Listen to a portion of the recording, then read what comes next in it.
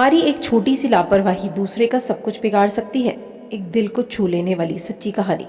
मैं एक दुकान में खरीदारी कर रहा था।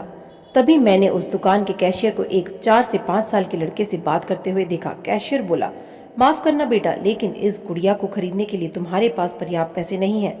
फिर उस छोटे से लड़के ने मेरी ओर मुड़कर मुझसे पूछा, अंकल क्या आपको भी यही लगता है कि मेरे पास पूरे पैसे नहीं हैं? मैंने उसके पास पैसे गिने और उसे कहा, हाँ बेटा, ये सच है कि तुम्हारे पास इस गुड़िया को खरीदने के लिए पूरे पैसे नहीं हैं। वह नन्हा सा लड़का अभी भी अपने हाथों में गुड़िया थामे हुए खड़ा था। मुझसे रहा नहीं गया। वह किसे देना चाहता था? इस पर उसने उत्तर दिया कि यह वो गुड़िया है जो उसकी बहन को बहुत प्यारी है और वह इसे उसके जन्मदिन के लिए उपहार में देना चाहता है। यह गुड़िया पहले मुझे मेरी मम्मी को देना है, जो कि बाद में जाकर मेरी बहन को दे देंगी। ये कहते कहते उसकी आंखें नम हो गई थीं।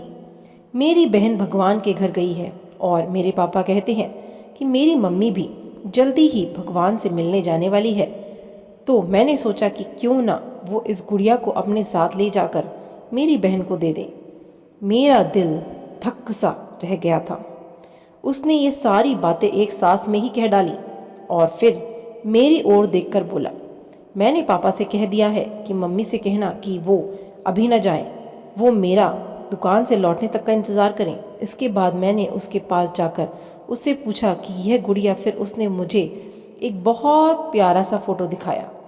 उसमें वह खिलखिलाकर हंस रहा था। इसके बाद उसने मुझसे कहा, मैं चाहता हूँ कि मेरी मम्मी यह फ़ोटो भी अपने साथ लेकर जाएं, ताकि मेरी बहन मुझे भूल नहीं पाए। और मैं अपनी मम्मी से बहुत प्यार करता हूँ और मुझे नहीं लगता कि वो मुझे ऐसे छोड़ने के लिए राज़ी होंगी, पर पापा कहते हैं कि उन्हें मेरी छोटी बहन के साथ रहने के लिए जाना ही पड़ेगा।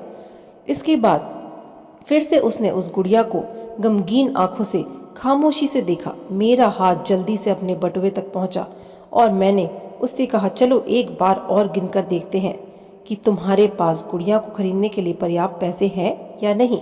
उसने कहा, ठीक है, पर मुझे लगता है कि मेरे पास पूरे पैसे हैं। इसके बाद मैंने उससे नज़रें बचाकर कुछ पैसे उसमें जोड़ दिए और फिर हमने उन्हें गिनना शुरू किया। ये पैसे उसकी गुड़िया के लिए काफ़ी नहीं थे। कुछ पैसे अतिरिक्त बच भी गए थे। नन्हे से लड़के ने कहा, भगवान का लाख लाख शुक्र है मुझे इतने सारे पैसे देने के लिए। फिर उसने मेरी आंखें देखकर कहा कि मैंने कल रात सोने से पहले भगवान से प्रार्थना की थी कि मुझे इस गुड़िया को खरीदने के लिए पैसे दे देना, ताकि मम्मी इसे मेरी बहन को दे सकें। और भगवान ने मेरी बात सुन ली। इसके अलावा मुझे मम्मी के लिए एक सफ़ेद गुलाब खरीदने के लिए भी पैसे चाहिए थे, पर मैंने भगवान से इतने ज़्यादा पैसे मांगने की हिम्मत नहीं की।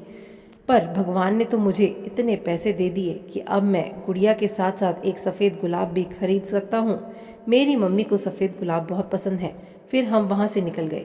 मैंने अपने दिमाग से उस छोटे से लड़के को निकाल नहीं पा रहा था। फिर मुझे 2 दिन पहले स्थानीय समाचार पत्र में छपी एक घटना याद आ, जिसमें एक शराबी ट्रक ड्राइवर के बारे में लिखा था, जिसने नशे की हालत में मोबाइल फ़ोन पर बात करते हुए एक कार चालक महिला की कार को टक्कर मार दी थी, जिसमें उसकी 3 साल की बेटी की घटनास्थल पर ही मृत्यु हो गई थी और वह महिला कोमा में चली गई थी। अब एक महत्वपूर्ण निर्णय उस परिवार को यह लेना था कि उस महिला को जीवन रक्षक मशीन पर बनाए रखना है अथवा नहीं, क्योंकि वह कोमा से बाहर आकर स्वस्थ हो सकने के अवस्था में नहीं थी। क्या वह परिवार इसी छोटे लड़के का था? मेरा मन रोम रोम कांप उठा। मेरी उस नन्हे लड़के के साथ हुई मुलाकात को 2 दिन बाद मैंने अखबार में पढ़ा कि उस महिला को बचाया नहीं जा सका। मैं अपने आप को रोक नहीं सका और अखबार में दिए पते पर जा पहुंचा, जहां उस महिला को अंतिम दर्शन के लिए रखा गया था। वह महिला श्वेत धवल कपड़े में थी, अपने हाथ में एक सफ़ेद गुलाब और उस छोटे से लड़के का वह फोटो लिए हुए, और उसने सीने पर रखी हुई थी वही गुड़िया। मेरी आंखें नम हो गई। मैं नम आंखें लेकर वहां से लौटा। उस नन्हे से लड़के का अपनी माँ और उसकी बहन के लिए जो प्यार था वह शब्दों में बयान नहीं कर सकते। और ऐसे में एक शराबी चालक ने अपनी घोर लापरवाही से क्षण भर में उस लड़के से उसका सब कुछ छीन लिया। इस कहानी से सिर्फ और सिर्फ एक पैगाम देना चाहता हूँ, कृपया कभी भी शराब पीकर और मोबाइल पर बात करते समय वाहन न चलाएं। आशा करती हूँ आपको ये कहानी अच्छी लगी होगी, इसने आपको एक अच्छी सीख दी होगी। चैनल पर नए हैं तो चैनल को अवश्य सब्सक्राइब करें। धन्यवाद।